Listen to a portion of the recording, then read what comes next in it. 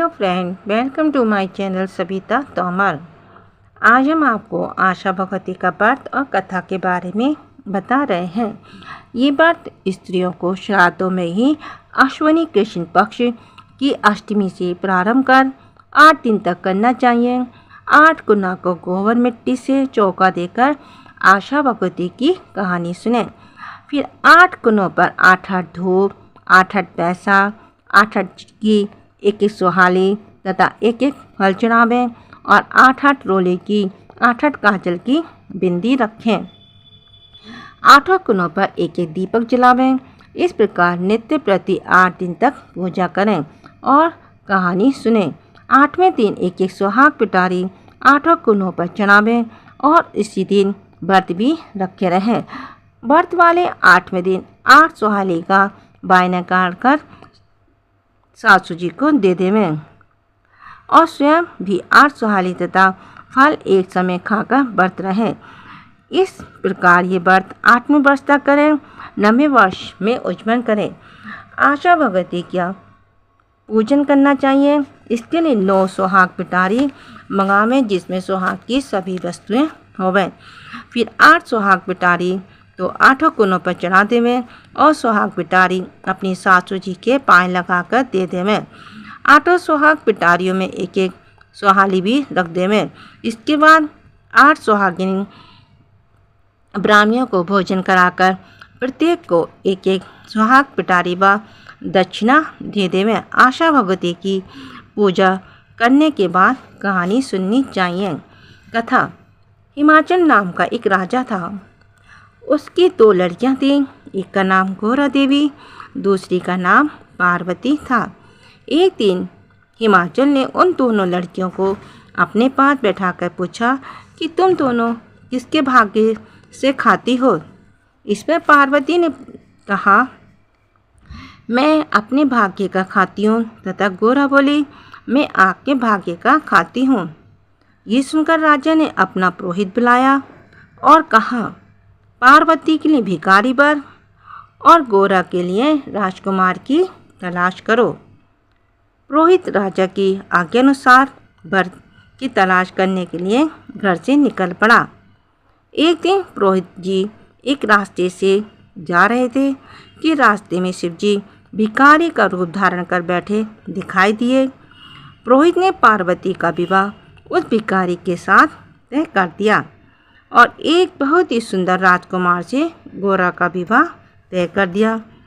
थोड़े ही दिनों के बाद जब गौरा की बारात आई तो राजा ने उसका खूब सम्मान किया और साथ में बहुत सारा दहेज भी दिया।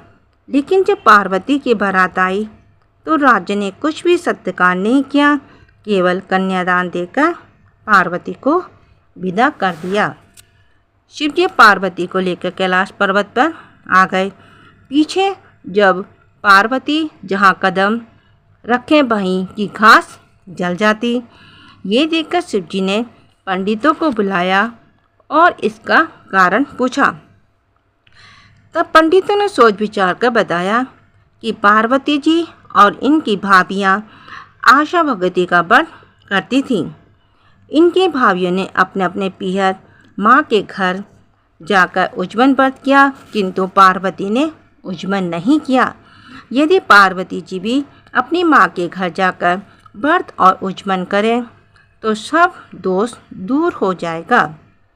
इस प्रकार पंडितों के बताने पर शिव जी और पार्वती जी खूब कपड़े और गहने पहनकर पार्वती जी के पीहर चलने को तैयार हुए।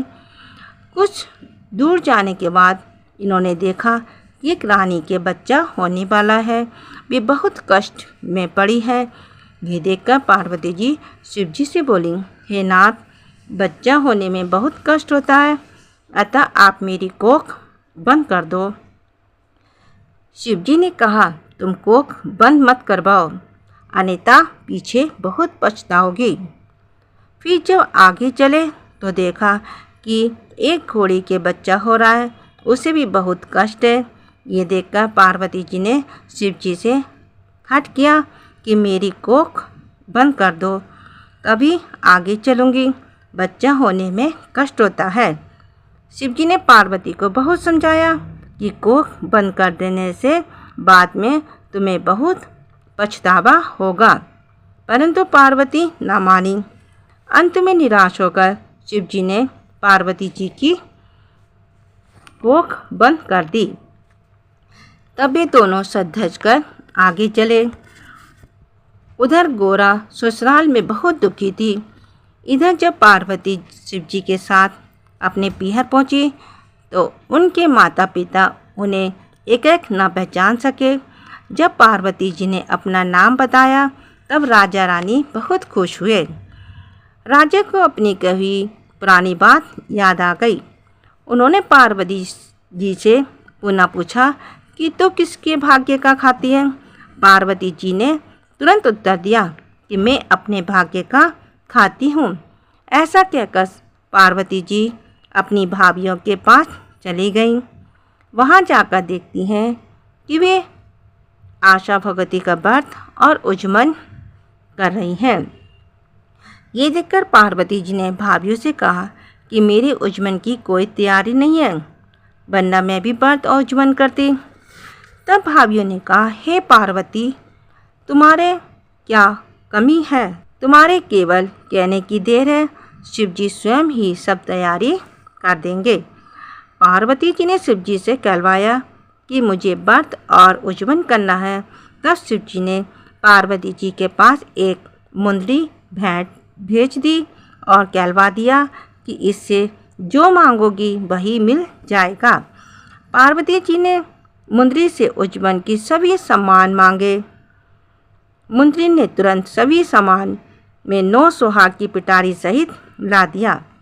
ये देखकर भाभियों ने पार्वती जी से कहा कि हम लोग तो 8 महीने से तैयारी कर रहे हैं, फिर भी इतनी जल्दी तैयारी नहीं हो पाई, लेकिन तुमने तो बहुत जल्दी सब तैयारी कर ली।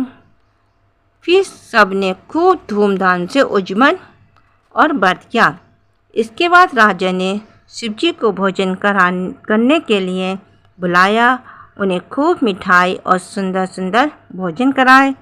ये देखकर सब स्त्री पुरुष कहने लगे कि पार्वती को भिखारी के लिए दिया, किंतु वे तो अपने ही भाग्य से राज्य कर रही है। जब शिव जी ने भोजन करना शुरू किया तो उन्होंने इतना खाया कि पूरी रसोई में सिर्फ पतली सब्जी छोड़कर कुछ भी ना बचा। पीछे पार्वती वही सब्जी खाकर पानी पीकर शिव जी के साथ घर के लिए चल दी। रास्ते में धूप के कारण वे दोनों पेड़ के नीचे बैठ गए। तब शिव जी ने पार्वती से हंसकर पूछा कि तुम क्या खाकर आई हो। पार्वती जी बोली, आज जो आपने खाया वही मैंने भी खाया है।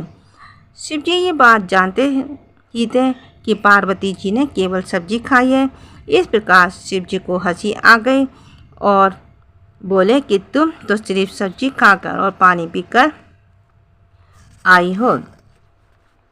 इस पर पार्वती जी बोली, महाराज आपने सब बात खोल दी, अब आगे कोई बात मत खोलना। मैंने हमेशा ससुराल की इज्जत पीहर में रखी है और पीहर की इज्जत ससुराल में रखी है। थोड़ी ही देर बाद उठकर जब आके चले तो सूखी घास पर पार्वती के पैर पड़ते ही वे हरी हो गई। जब और आगे बढ़े तो देखा कि एक घोड़ी के पास उसका बच्चा खेल रहा है। ये देखकर पार्वती जी बोली, महाराज मेरी कोख भी खोल दो। तो शिव जी ने कहा, मैंने तो पहले ही बहुत मना किया था कि कोख बंद मत कराओ, अब कैसे खोलें। जब ये दोनों और आगे बढ़े तो देखा कि रानी यमुना पूजन के लिए जा रही है। ये देखकर पार्वती जी ने पूछा, महाराज ये कौन है।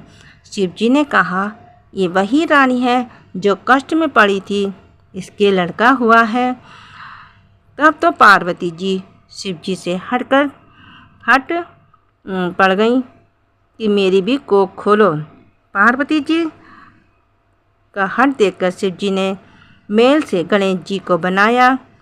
सब नंग चार करके पार्वती जी से यमुना पूजन कराया। तत्पश्चात पार्वती बोले, मैं तो सुहाग बांटूंगी, ये बात सब जगह फैल गई कि पार्वती जी सुहाग बांटेंगी, जिसको लेना हो ले जावे। ये सुनकर साधारण से मनुष्य तो दौड़ दौड़ कर सुहाग ले आए। ब्राह्मणी और वैश्य स्त्रियाँ सुहाग लेने देर से पहुँच पाई। तब तो शिव जी ने पार्वती से बोले, इनको भी सुहाग दो। तब पार्वती जी बोली, मैं तो सब सुहाग बांट चुकी हूँ। इस पर शिव जी ने कहा, इनको तो सुहाग देना ही होगा।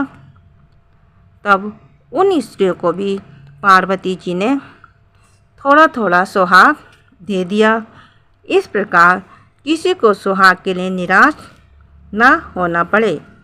इसलिए पार्वती जी, जैसे आपने उन सबको सुहाग दिया, उसी तरह हमें भी सुहाग दीजिएगा। इस बात उजमन को कुमारी लड़कियां ही करती हैं। प्लीज़ मेरी कहानी को लाइक कीजिए, शेयर कीजिए, सब्सक्राइब कीजिए, कमेंट कीजिए। Thank you.